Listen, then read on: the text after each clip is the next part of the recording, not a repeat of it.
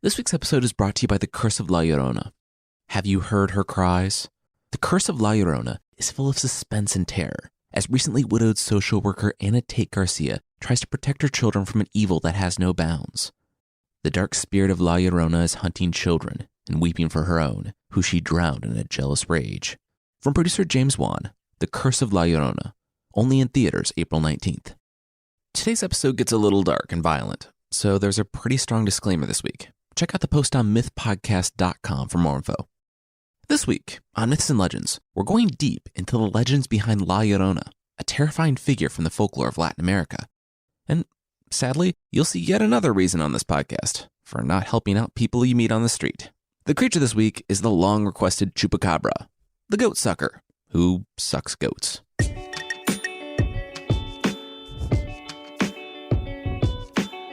This is Myths and Legends, episode 140, No Way Out. This is a podcast where I tell stories from mythology and folklore. Some are incredibly popular stories you think you know, but with surprising origins. Others are stories that might be new to you, but are definitely worth a listen.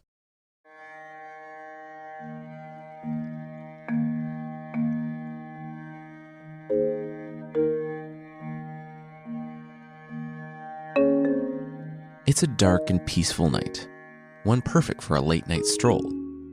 The air is slightly crisp, and all is calm. So there you are, walking outside through the woods. Somewhere out there, the moon is high in the sky, but it's not very bright tonight. That's when you stumble upon a woman dressed in white, just up ahead, tucked between the shadows of the trees. You squint as your eyes adjust for a better view. Yes, there she is. A noise catches your attention just before you realize that she's weeping. Through her tears, you parse together that she's looking, searching for her children, crying out to everyone and no one at the same time that they're lost. Please, help her. You, being a decent person, resolve to approach her cautiously. It's late. Too late for children to be out by themselves. Too late for anyone to be out by themselves, really. Gently, you tap the weeping woman on the shoulder. Would she like some help finding her children? You can't imagine what she must be feeling. Strangely, the woman doesn't turn around. She just keeps weeping. So you pat her on the shoulder and speak a little louder. It'll be okay. You'll find the kids together. Still nothing. Mustering an encouraging smile, you walk around to face her. And as you do, the first inklings that something is wrong take hold. The woman is still weeping, but her white clothes that glowed in the moonlight now look drab and gray. They're dripping. She starts muttering something about her children, and the roughness of her voice steals your attention away from her garb to her hands, still covering her face as she weeps. They, too, are gray, but not like an elderly woman, like that of a corpse. Shocked, you automatically take a few steps back, your heart beginning to race. As you stammer, the pair of bony hands slide from the woman's face until you see them. For the first time, the woman acknowledges your presence, and you see them. Her eyes. Her face is torn and skeletal, but her eyes bore into you, demanding with their tears to give her back her children. What? Your brain reels at the accusation that you're to blame. You have no idea what she's talking about, you attempt to say, but the words lodge in your throat.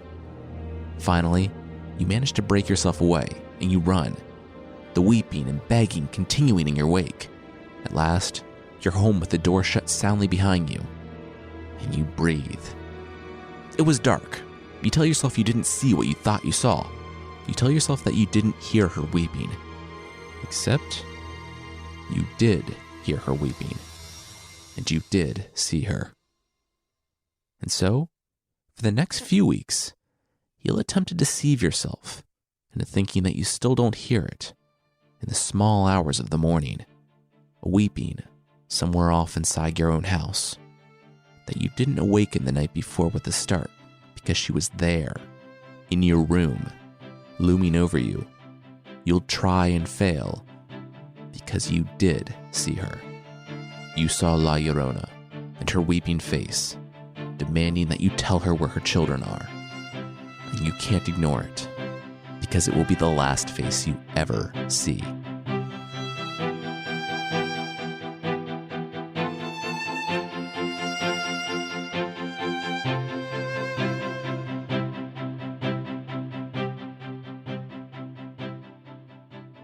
Don Nuno turned the key in the door and beamed as Luisa stepped over the threshold. She looked on the apartment. It was simple for a nobleman like him, but nicer than any place she had ever lived before. It was for her, he told her. For them. Luisa tried to smile. She had hoped for too much, she knew. Luisa had met Don Nuno at a party. Well, he was at the party. She was at work. She had swung over to fill his water cup, and he didn't take his eyes off her for the rest of the night. He was around a lot after that party, and eventually she returned his smiles and his lingering touches. It was too good to be true, until it wasn't. One night, they kissed, and Luisa's life changed forever. The couple was young, and things were simple and fun. Luisa's family was already gone, either by disease or violence, and that meant that she didn't have anyone waiting up for her, no one checking if she was at home, or staying over at one of Don Nuno's many apartments in the city. At Don Nuno's pleading, she stopped working and allowed him to pay for her humble little home. In time, Luisa became pregnant.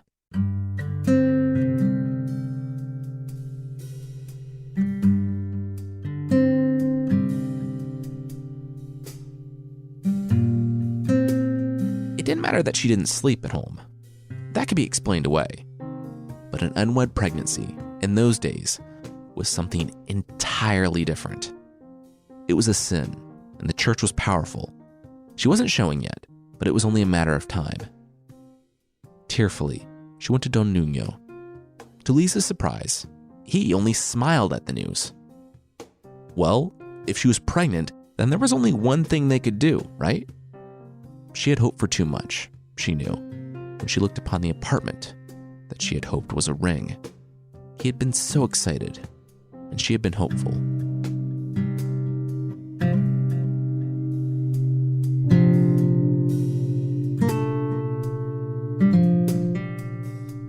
Louisa's heart sank at the confirmation of what she had been trying not to believe for the past year.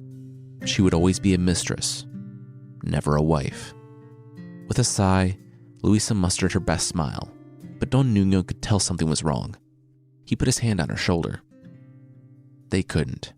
He couldn't. It wasn't that he didn't want to. He wanted to more than anything. It was his parents. They don't approve of me, Luisa said before he could finish. They don't know, and they can't, ever, Don Nuno corrected. If they knew he was carrying on with someone like her, they could disinherit him. Luisa stared at the ground. Someone like her. She knew she'd hoped for too much. Don Nuno lifted her chin to meet her eyes. This was how the world worked. She knew it better than he did, but none of that mattered. He loved her, and he would always be there for her. He chuckled. Be here for her, actually. They lived together. They'd be a family. Together. Luisa put a hand on her abdomen and looked around the room again. There really wasn't any alternative. Turning, she stared deeply into Don Nuno's eyes. She believed him when he said he loved her. She only wondered how much.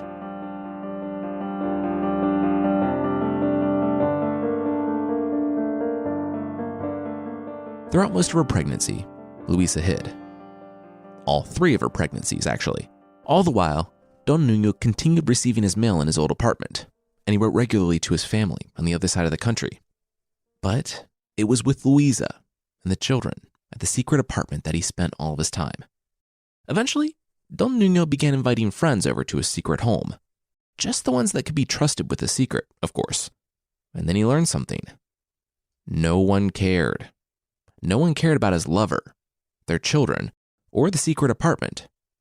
In fact, his high society friends came to respect Luisa as one of their own after just a single conversation with her. Together, they threw parties in the apartment, and everyone who was anyone showed up to their events. Don Nuno even called Luisa his wife, and For nearly a decade, life was like a dream for the woman who had grown up with nothing. Until the mail came. The mail came not to one of Don Nuno's many apartments, but to the one he shared with Luisa and the kids. At the sight of the return address, Don Nuno's face blanched. Quickly, he read the message and tossed it onto the desk before storming to the window to light a cigarette. While he smoked, Luisa walked over to the desk and unfolded the letter. It was simple and short. A letter from Don Nuno's parents, saying that his inheritance depended on him making a successful match. After many years of delaying the inevitable, they now insisted on him marrying a countess. They eagerly awaited his letter consenting to the match, and they would begin planning the ceremony. Don Nuno finished his cigarette and lit another one when he turned around. What was Luisa doing? Why was she reading his mail? She didn't get to do that. But Luisa shook her head. What would he write back to his parents? Don Nuno stood glaring at her momentarily before his face relaxed. He started sobbing. What could he write back? He could be honest with them, Luisa said. Stand up to them. He said he loved her, right? Well, how much could he love her if he abandoned her? If he abandoned their children? Don Nuno paused, then shook his head. He wouldn't be telling his parents about Luisa, but he would never abandon her. They would always have this place. She and the children would always be taken care of. Luisa stood there motionless, unable to even weep. He was weak, she told him, spineless. He loved his money more than he ever loved her or the children. Don Nuno wiped his eyes and grabbed his coat without saying another word. All was silent except for the slam of the door behind him and the fading patter of footsteps into nothing.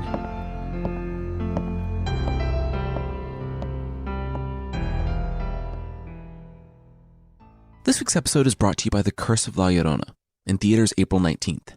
Full of suspense and terror, The Curse of La Llorona depicts a grieving family facing off against an evil that has no bounds, the dark spirit of La Llorona.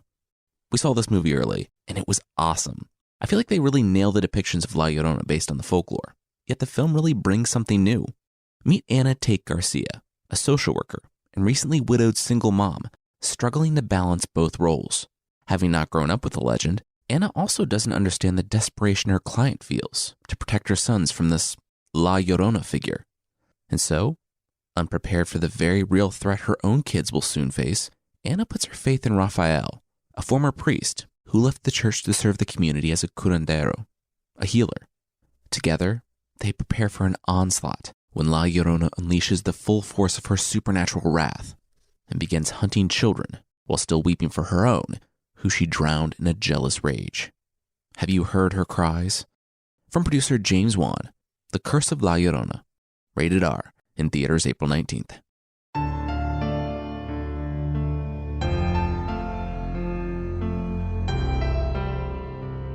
Two months later, a mere week after the arrival of Don Nuno's betrothed, the payments stopped coming. Food, rent, everything. Don Nuno hadn't returned since their fight, and his upcoming marriage was the talk of the city. In desperation, Luisa went to the friends she had made over the years. All of Don Nuno's friends, all but one, pretended to have never met her, quickly throwing her out onto the street. Luisa learned that the Countess, the woman Don Nuno was set to marry, had found out about her. The lowly serving girl who trapped her husband-to-be with lies. The one who had gotten pregnant by an old boyfriend, no doubt, and pinned the blame on the innocent Don Nuno. The Countess was more powerful than anyone else in the city, and word was she had gone behind her future husband's back to stop the payments, saying that Luisa's free ride was over. Her con had been discovered. Luisa went home that day, ducking past the landlord's apartment and climbing to her own. It was bare. She had already sold most of her furniture for food. No one would hire her, and though she tried begging, it was not enough. Her children cried until their exhaustion outweighed their hunger. Finally, with the ringing of bells from across the city, the day came. Count Nuno's wedding day. It was already hot when Louisa started out on foot. There was no way to stop it, she knew. But perhaps there was a chance to appeal to him, to honor the promise he had made 1,000 times during their decade together, that he would always care for her and the children. A few hours later, she returned to her apartment and found that it was no longer her apartment.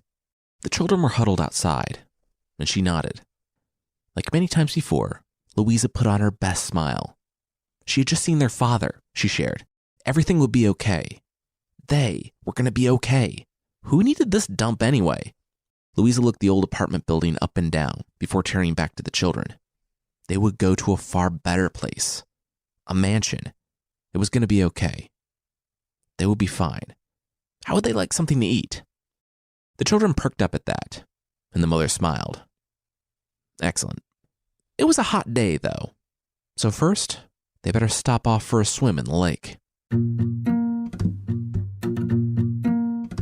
With the prospect of swimming and food, the children grinned for the first time in weeks.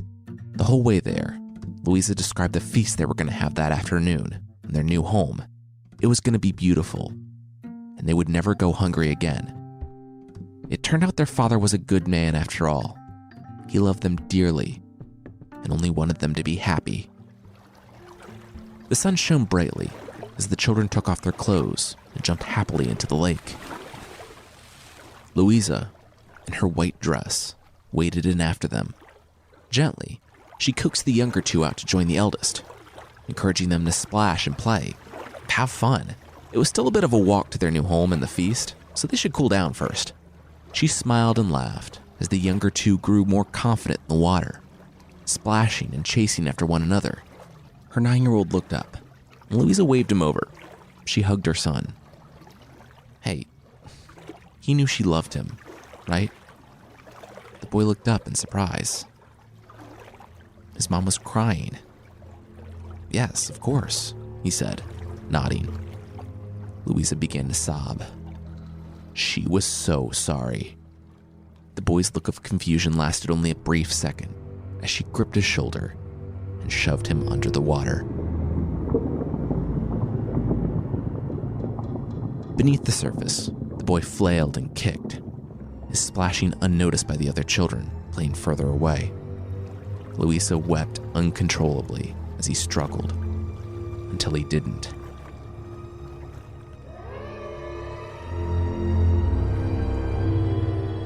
She had arrived at the cathedral just as the vows were taking place.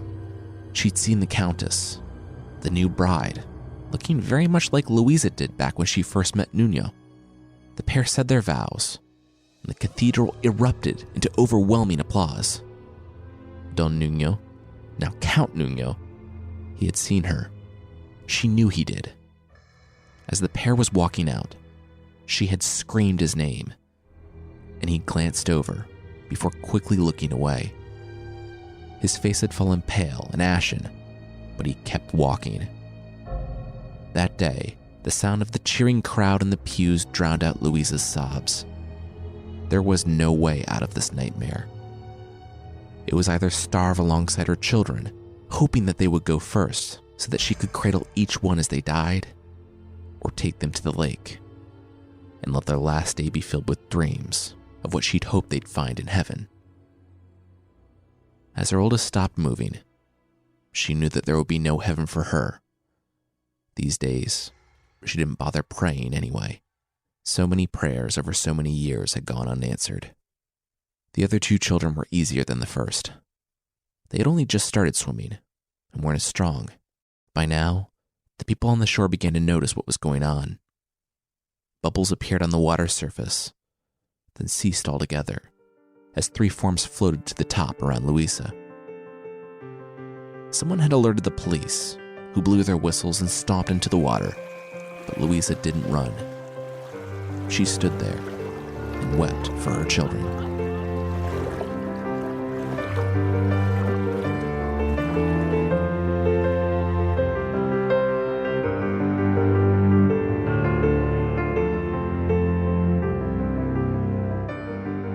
News of the wedding was quickly overshadowed by the grisly murders that took place in the lake.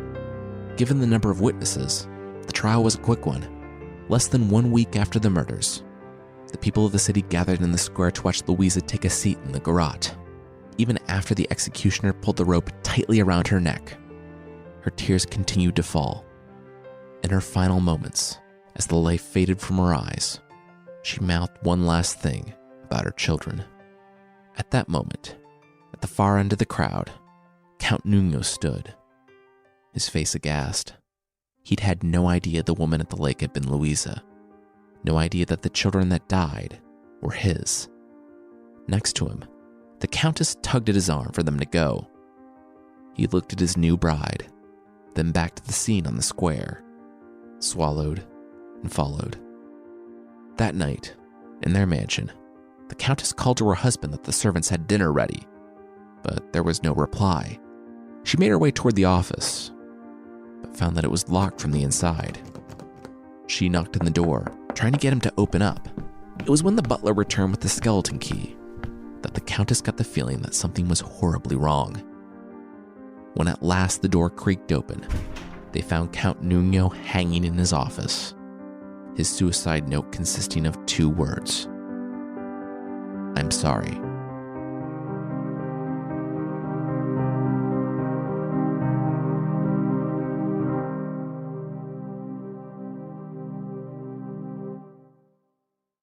Usually, a story like this would be a tragedy, and that would be the end of it. But here, that's not the case. It all started with reported instances of a strange weeping. On dark nights, when no one roamed the streets, they would hear her, a woman calling out through sobs, searching for her children. La Llorona, they called her, the weeping woman. She was constantly looking for them. But then, the disappearances began. Children up and vanished. There weren't many cases, but one here or there was still too many. Stories circulated, rumors of a woman crying in some alleyway, a group of kids finding her there. Some of the kids might laugh, others might jeer, and one who was particularly bold would end up approaching her.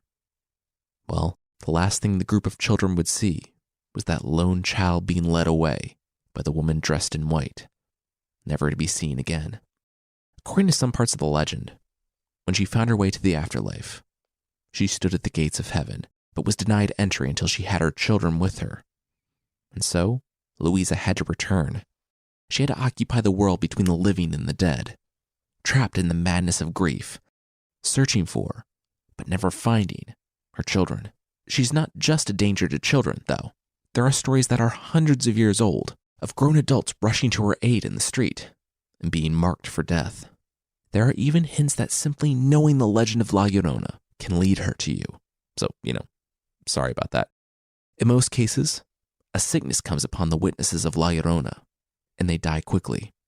In those stories, no one knows what the witnesses of that sad specter see or hear in the moments before they die. If, in the time leading up to when they finally go, they hear her weeping once again as she comes for them. I love that this legend has transcended culture and distance. In fact, the story of La Llorona is as different as the many places it's told. The one I heard before went like this. A woman is in love with a man, finds herself betrayed by that man, and subsequently murders the children that came out of that relationship. Then, trapped in a horrific limbo between life and death, she stalks the world over looking for her lost children. Whether she's ignorant of her actions or unable to face the reality of what she's done, she doesn't realize that her children are gone, slain by her own hand, and so she begins stealing other children that she finds. That's generally the main story, but details change from place to place, and multiple variations of La Llorona abound. For example, today's main story goes off of one of the most fleshed out versions I could find, but it's by no means the official version. In some tellings I found, the La Llorona figure wasn't actually the mistress of a nobleman, but instead was his arrogant first wife, who he left for a younger woman. In those versions, La Llorona became so enraged that she either stabbed the children or took them to the river, where she drowned them. Some legends say that she was then executed. Others say that she wandered all night, before dying of grief on the open road. I found tellings where she was presented simply as an evil spirit hunting children, while lamenting the fate of her own, and other variations showing her as being first and foremost a mother, a warning for children to behave, lest she come for them, and therefore person who helps families have what she never did. All these variations and versions, the different groups with native tellings, add to the beauty and the persistence of the La Llorona legend. There are even stories of modern-day parents putting their baby down for the night, only to hear a muffled cry over the monitor, a cry like they've never heard before, coming from the nursery. They rush to the other room, and even though they find it problem-free, something inside them tells them to take their infant to a bassinet in their own room. They just had a feeling, they later say, and the next morning, they find footprints outside the child's first-floor window, a cut screen, and fingerprints on the glass. So, unlike a lot of the stories we tell in this podcast, La Llorona's doesn't end. In every version, she's still out there, weeping for her lost ones. And, maybe there's a reason there's no end to her story. Maybe there's some truth behind the legend.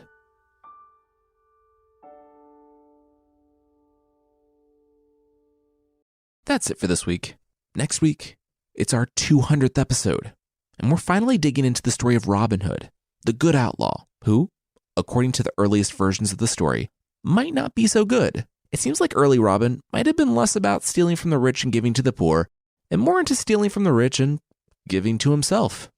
I would like to say thanks to Tink1367, Bassbone Bifbo, Fawnmal, Frank Photos, Low Tech 2, Thomas Fagassi, Fast Results, Mislip, A.G. Murlock, Jameel Lannister, Loaf Senior, Most Deck, M Hill 99, C.Chentastic, RFD21, Ginger Underhill, CW 558, Elder JC, and Karma Crane for the reviews on Apple Podcasts. Thank you so much for leaving a review. And if you'd like to leave a review, Apple Podcasts is still the best place, and you can find the show there at apple.mythpodcast.com. There's also a membership thing on the site. For less than the price of 2.5 owl pellets, you can find extra episodes, source pack ebooks, and ad-free versions of the show that, sadly, will not take you on a journey of discovery through an owl's digestive system. You can find more info on the membership at support.mythpodcast.com.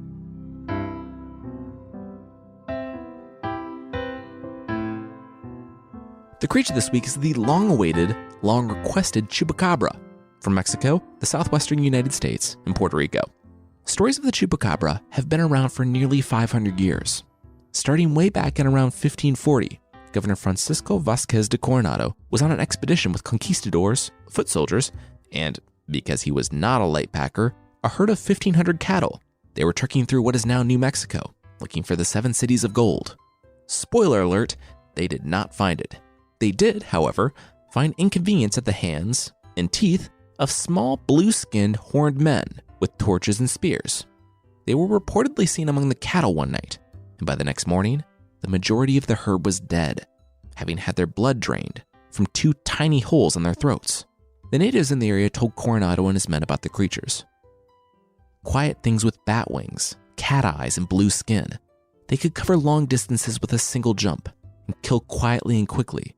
They only seemed to drink the blood of livestock and generally avoided humans, which sounds good at first, until you remember that livestock in those times was how a lot of people stored their wealth.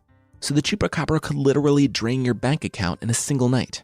Well, Coronado didn't care about fairy tales, but instead demanded more information about the very real 7 cities of gold that he was expending real human lives to find, and trekked on through what is now the American Southwest. Forcefully deterred by people who weren't thrilled about armed conquistadors stomping through their lands, Coronado returned to Mexico City in defeat. He made a note about the strange creature, and then the world promptly forgot about it for 400 years, until it resurfaced in 1995 in Puerto Rico, when 8 sheep were discovered dead and, according to some, completely drained of their blood. In the 3 years that followed, things grew from terrible to worse. 150 farm animals and pets were killed in Puerto Rico as the mysterious attacks continued to spread. According to eyewitnesses, the creature now looked different than the one sighted in the 1500s.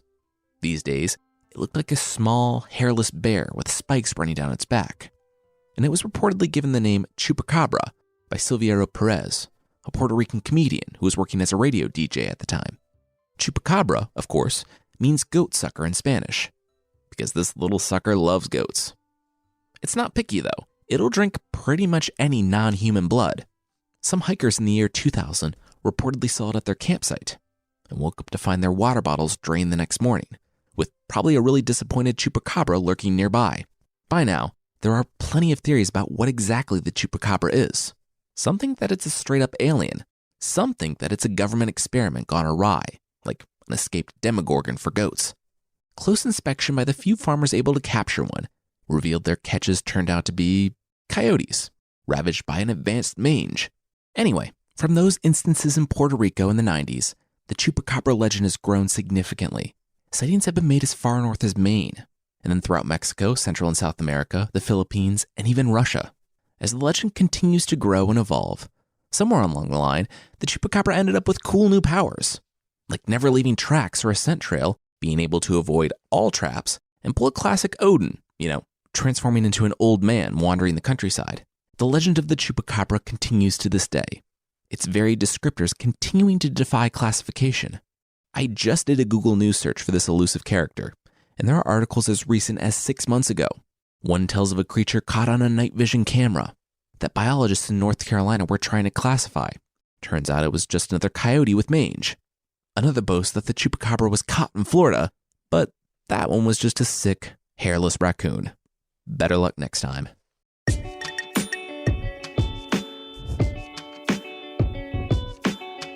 That's it for this week. Myths and Legends is by Jason and Carissa Weiser. The theme song is by the band Broke for Free, and the Creature of the Week music is by Steve Combs. There are links to even more music in the show notes. I want to say thanks again to The Curse of La Llorona for sponsoring us this week. Have you heard her cries? The Curse of La Llorona is full of suspense and terror, as recently widowed social worker Anna Tate Garcia tries to protect her children from an evil that knows no bounds. The dark spirit of La Llorona is hunting children and weeping for her own, who she drowned in a jealous rage. From producer James Wan, The Curse of La Llorona, only in theaters April 19th. All right, thank you so much for listening, and I'll see you next time.